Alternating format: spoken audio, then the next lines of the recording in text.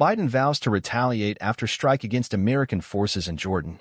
President Biden has carefully calibrated his responses to attacks by Iranian-backed militias since October 7th. Now he must decide how far he is willing to go after a drone attack killed 3 American service members.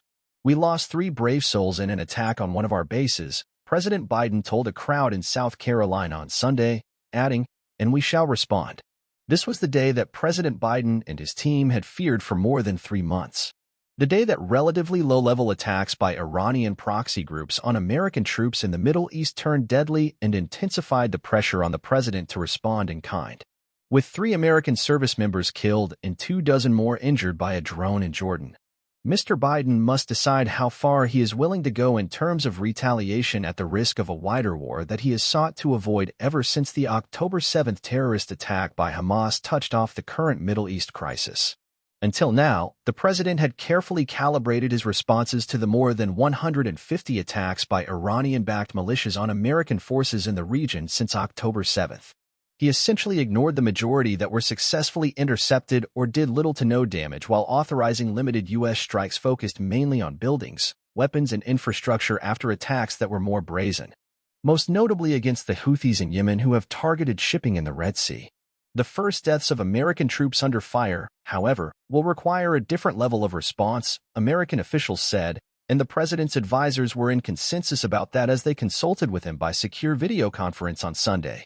What remained unclear was whether Mr. Biden would strike targets inside Iran itself, as his Republican critics urged him to do, saying he would be a coward if he did not, as one put it.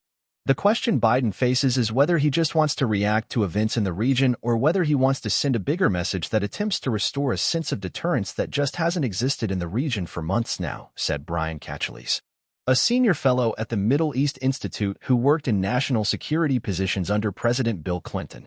"I'm sure they're looking for some kind of Goldilocks response here," he added, meaning not too hard, that it provokes a full-fledged war, not too soft, that it just prolongs the conflict, but something that seems just right.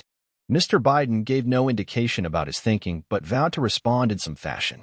"The 3 American service members we lost were patriots in the highest sense," he said in a statement. He added, "We will strive to be worthy of their honor and valor. We will carry on their commitment to fight terrorism. And have no doubt, we will hold all those responsible to account at a time and in a manner our choosing." The attack in Jordan was not fundamentally different from what American forces have seen for more than 3 months, except for the fact that it was more successful. Administration officials and intelligence agencies were trying to determine Sunday whether it represented a deliberate attempt by Iran to escalate the conflict or was meant to be the same kind of limited attack its proxies have been mounting but in this case happened to actually kill Americans through luck.